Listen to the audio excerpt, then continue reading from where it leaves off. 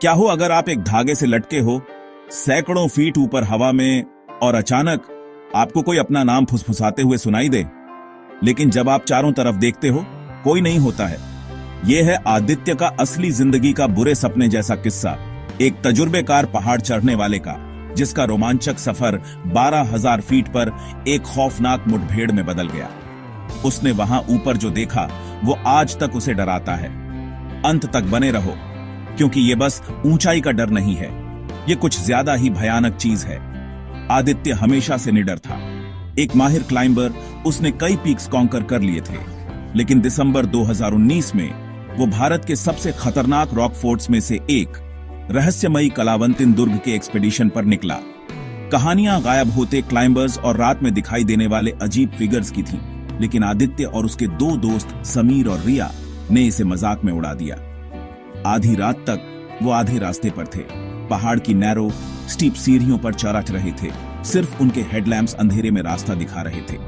उनके नीचे एक जानलेवा ड्रॉप, और फिर ये शुरू हुआ। आदित्य ने अपना नाम सुना, धीमे से, हवा में फुसफुसाहट। आदित्य, चढ़ना बंद करो। वो समीर की तरफ मुड़ा। कुछ कहा क्या तूने? समीर ने सर हिलाया। नहीं, चलते रहो। लेकिन आवाज तेज होती गई। तुम्हें यहां नहीं होना चाहिए। वो चढ़ते रहे, बढ़ती बेचैनी को नजरअंदाज करते हुए। रास्ता संकरा होता गया। एक गलत कदम और सीधा अंधेरे में गिरना तय था। फिर रिया चीखी। वो घूम गए। एक आदमी ठीक उनके ऊपर खड़ा था, एक क्लाइंबर, बिल्कुल मोशनलेस। उसके कपड़े फटे हुए थे, उसकी आंखें खोखली थीं और उसके पैर जमीन को नहीं छू रहे थे। फिर एक पल में वो गायब हो गया। उनके अंदर दहशत भर गई। इस क्लाइंब पर और कोई नहीं था, फिर भी कोई उन्हें देख रहा था। तभी समीर का पैर फिसल गया। वो पीछे की ओर गिर पड़ा, बस एक सेकंड में गिरकर मौत के मुंह में जाने से बचा। आदित्य ने झट से उसका हाथ पकड़ लिया। उनके दिल तेजी से धड़क रहे थे, एड्रेनलिन बेरेच रहा था, लेकिन उनके पीछे आवाज वापस आई। अगला नंबर तुम्हारा है। हांफते हुए वो ऊपर की ओर चढ़ते रहे। शिखर पास था, लेकिन फिर रिया रुक गई। दोस्तों, उसने फुसफुसाते हुए आखिरी सीढ़ी की तरफ इशारा किया। पत्थर पर नंगे पैरों के ताजे निशान बने हुए थे, गीले और खाली हवा में जाते हुए। ऐसा कोई तरीका नहीं था कि कोई वहां चलकर बच सकता था। फिर हवा तेज हुई और क्लिफ के किनारे से वो भूतिया क्लाइंबर फिर से दिखाई दिया, लेकिन इस बार वो अकेला नहीं था। उसके पीछे दर्जनों परछाई जैसे फिगर्स खड़े थे, घूर रहे थे, इंतजार कर रहे थे। फिर एक ही सिंक्रोनाइज्ड मोशन में वो किनारे से कूद गए और अबिस में गायब हो गए।